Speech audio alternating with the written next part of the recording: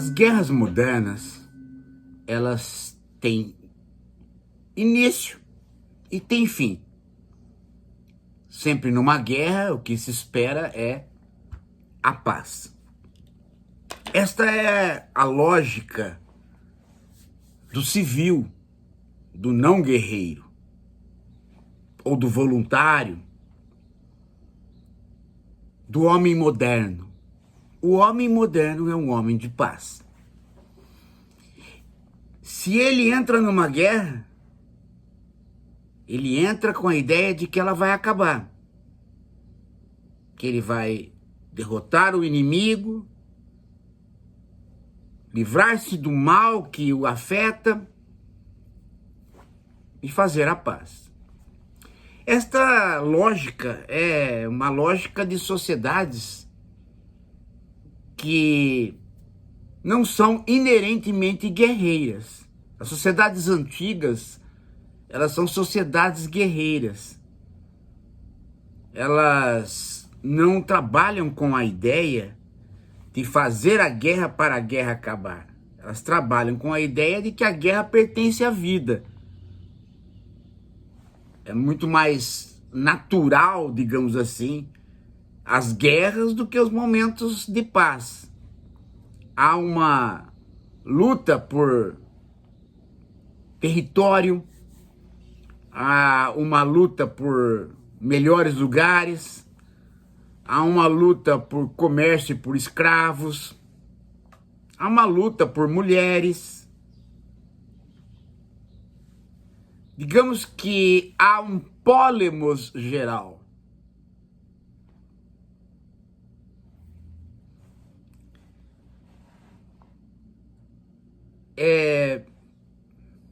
É uma outra lógica. É por isso que as sociedades antigas, elas sempre foram sociedades povoadas pelo chamado cidadão-soldado. A gente pensa em Atenas hoje, né? Você pensa em um lugar de paz, com pessoas com túnicas brancas todas filosofando, ou outros indo para as Olimpíadas ver os deuses. Se esquece que o próprio Sócrates se aposentou como soldado e foi para 2 guerras. Uma delas, inclusive, ele já tinha mais de 40 anos.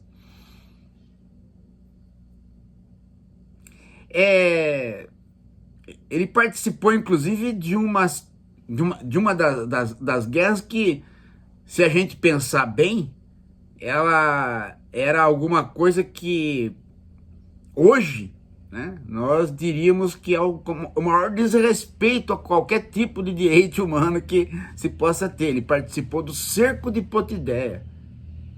Atenas cercou a cidade de Potidéia e deixou ela sem água e sem comida até as crianças começarem a morrer. Sócrates participou disso. Não tinha nenhum problema de consciência quanto a isso. O homem moderno criou os direitos humanos. E o capitalismo é um regime de paz. Ele pode até ter guerras, mas a ideia é restabelecer o mercado. Então, é difícil para nós entendermos, numa situação moderna, a existência de um Estado militarizado onde exista o cidadão-soldado. A gente até, né? A gente até, inclusive, esquece. Inclusive, quando a gente olha para Israel, a gente se esquece. Mas Israel mantém um elo com o mundo antigo, que é a ideia do cidadão-soldado. Não há nenhuma possibilidade de você não fazer o serviço militar, e o serviço militar para homens e mulheres é de, no mínimo, 3 anos. 3 anos. E é a fase mais pujante da juventude, dos 18 aos 21, 22 anos. E você tem que servir o exército. Homens e mulheres. Manusear armas. Aprender a matar. Ser soldado. Só depois que você é soldado, você adquire a cidadania. É claro que um Estado pequeno, organizado assim, com alta tecnologia e com uma escolarização que o faz acreditar que ele seja melhor do que todos os outros seus vizinhos, pode levar, em determinados momentos políticos, a direita ficar no poder, porque ela, a direita, ela advoga a ideia de que a guerra é uma condição permanente. A chamada extrema-direita, o nazismo, o fascismo, pensam assim. Hitler nunca pensou em ganhar a guerra. Ele preparou a Alemanha para uma guerra eterna. Inclusive, ele tinha muito mais clareza da derrota do que da vitória. As civilizações crescem, têm o seu apogeu e decaem. Depois outra cresce, tem o seu apogeu e decai. Este tipo de visão, esse tipo de filosofia da história ou compreensão da história não pertence a todo e qualquer povo, pertence à direita nazista, à direita fascista, essa compreensão da história. Então, estar no governo para a extrema-direita é estar com o Estado em guerra, vivendo em estado de exceção, que na verdade é a regra. É como você completar a sua cidadania. Se você fez 3 anos de serviço militar e você é cidadão porque você é soldado, a sua cidadania só se completa na guerra. Então, enquanto há guerra, a sua cidadania está se efetivando. Quando há paz, você é um cidadão de segunda categoria. Você vai fazer aquilo para o qual você não foi gerado.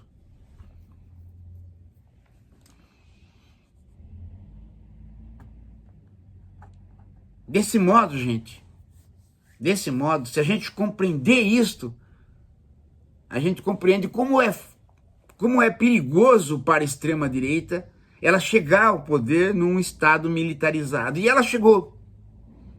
Ela chegou ao poder a um Estado militarizado e ela detonou uma guerra e ela não vai mais parar. Ela não tem mais previsão de paz. Aliás, não faz nem sentido mais a paz. Agora, tudo isso poderia ter um atenuante se a fome não estivesse casada com a vontade de comer. É que no meio da extrema-direita aconteceu de calhar uma liderança que se meteu em corrupção. E calhou dessa liderança só poder ficar acima dos julgamentos que ela vinha tendo se ela estiver sob estado de exceção, ou seja, sob guerra. É isso que não podia acontecer. Não podia acontecer da extrema-direita chegar ao poder e, ao mesmo tempo, a liderança ser corrupta e estar presa à própria guerra, porque se a guerra acaba, ela volta a ser julgada pelos elementos normais da sociedade, ou seja, pelo judiciário que estava no seu encalço. E isso é a situação de Netanyahu. Como eu disse para vocês, a guerra não vai acabar. Eu dizia isso, lembram? Quando começou o ataque ao Hamas, eu disse, não é um ataque ao Hamas. É um ataque para dizimar toda a faixa de Gaza. E quando terminar a faixa de Gaza, vai haver o ataque na Cisjordânia, vai haver o ataque no Líbano e assim por diante.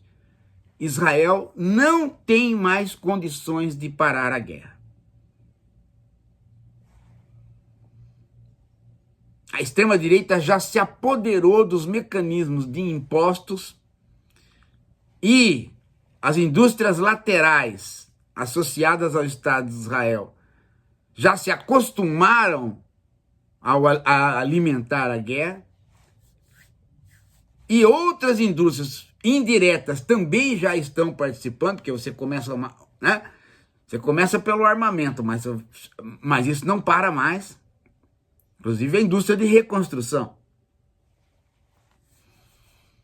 De modo que, após alguns meses, normaliza-se a guerra. Você vê guerras na antiguidade de 100 anos, guerra dos 100 anos, guerra dos 30 anos, guerra dos 50. Por que isso? Passa gerações e gerações em lugar em guerra.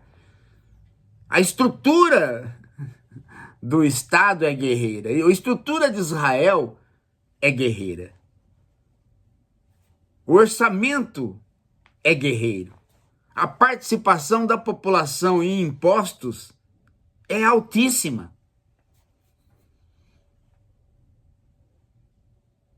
E fazer com que o outro seja o inimigo, o outro seja o autor de ataques, isto para a direita é a coisa mais fácil. Veja agora, né? Quem que atacou o Hezbollah? Israel.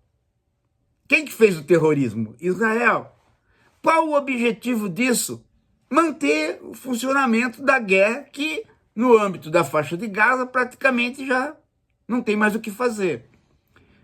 Tem reféns lá na faixa de Gaza ainda, que Israel não se preocupa mais em trazer para casa. Não há mais interesse. Ela já criou outra frente, o Estado de Israel já criou outra frente de guerra com o Líbano. Está matando libaneses, falando que é do Hezbollah. Ela fez um ataque tipicamente terrorista para fomentar a guerra. O que Netanyahu precisa é não voltar a ser julgado. O que o Estado de Israel precisa é se manter como Estado guerreiro. O que a população de Israel precisa é simplesmente ter o escudo. O domo de ferro que proíbe com que os mísseis caem. E ela se acostuma facilmente a esta nova situação. Inclusive há algumas pessoas que dizem, Israel precisava acordar. A juventude estava muito mole, participando de rave, festa todo dia. É bom que acorde. E agora está aí, gente. O Líbano, que já foi destroçado várias vezes, volta a ser atacado. E mais uma vez vai se vender a imagem de Israel sendo a vítima. Sendo que foi Israel que começou o ataque, sendo que é Israel que bombardeia, sendo que Israel nunca é bombardeada porque tem a proteção do escudo antimíssil. Aconteceu tudo exatamente como nós dizíamos e não há agora, né, pelo menos nesses primeiros dias, nenhum comentário dos judeus de direita aqui no Brasil. Estão quietos.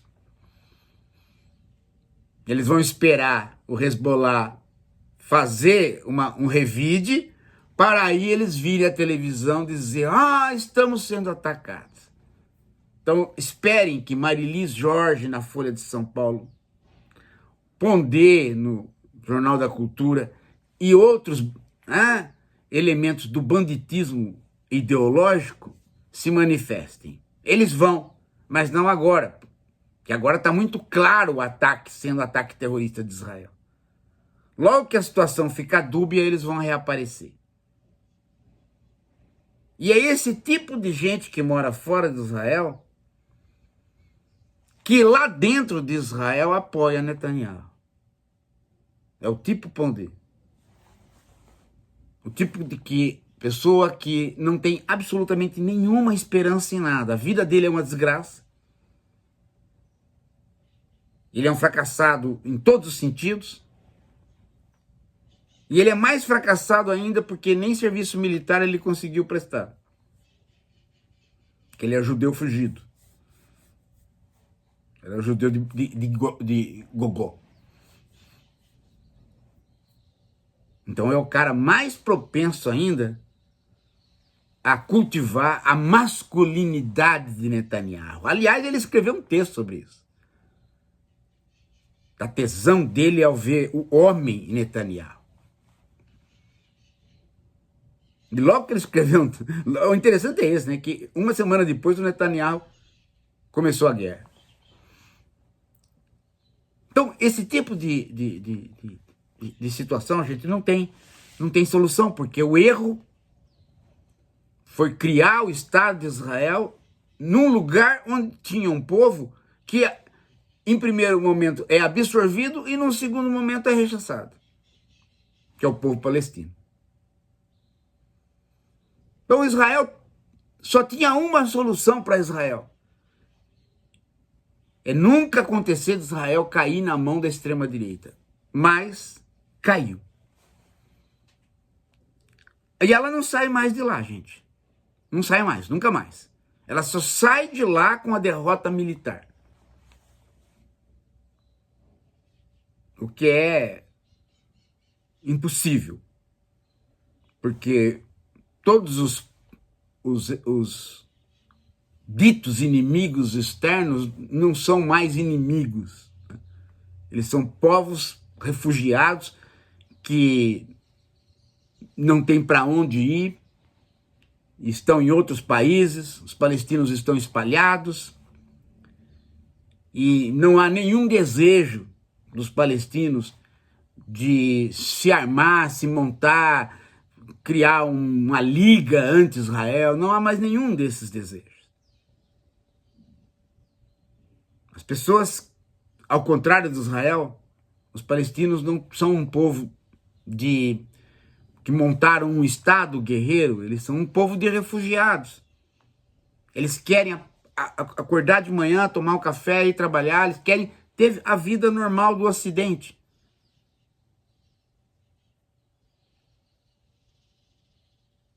Hezbollah, Hamas, esses grupos terroristas que se apropriam de pequenos governos no campo dos refugiados, significa absolutamente nada.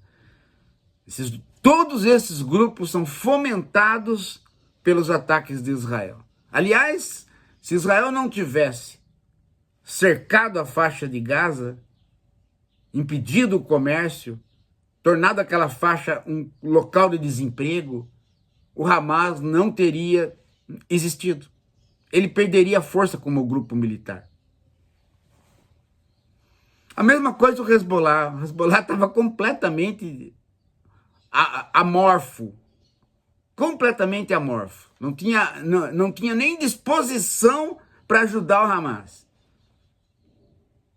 Fez uma ajuda simbólica, jogou alguns mísseis para dizer, olha, ainda somos terroristas. De repente, recebe esse ataque de Israel, aí se reorganiza. E Israel faz isso propositalmente. É a ideia da guerra eterna. A ideia da extrema-direita, a filosofia da história da extrema-direita e, né, a sobrevida de uma série de companhias no mundo todo que já fizeram desta guerra uma importante fonte das suas empresas crescerem na bolsa. E depois que você está na bolsa e as suas ações são vendidas no conjunto de outras, aí nenhum conselheiro aconselha você parar. Aconselho você a se esconder. Olha, você está aqui vendendo, né, coisas para guerra, indiretamente. Fica quieto. Mantenha a sua empresa dentro daquele conjunto que vai vender ações, que tudo vai bem. É só não cantar de galo. Por que alguém que vende manteiga e tem a sua companhia na bolsa não vai ter gente comprando ações, comprando dividendos, fazendo negócio? Manteiga, pô. Só que aquela manteiga, meu amigo, ela está indo para o exército de Israel. Quem que vai ficar sabendo disso? Ninguém, porque ninguém compra manteiga, só o exército de Israel. O povo compra manteiga para comer. Quando você compra uma ação para investir o seu dinheiro, que sobrou um pouquinho do seu salário, pô, quais as companhias que tem nesse conglomerado de ações que eu estou comprando? Ó, vende manteiga, é laticínio, ótimo, não é material de guerra. É computador, não é material de guerra.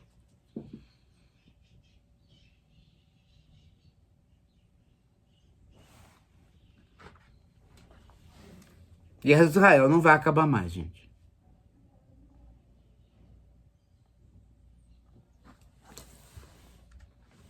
E nós vamos ter que aguentar. A ladainha de tipos como o Pondé e Marilis Jorge aqui. Ladainha insuportável de gente que não vale o que come.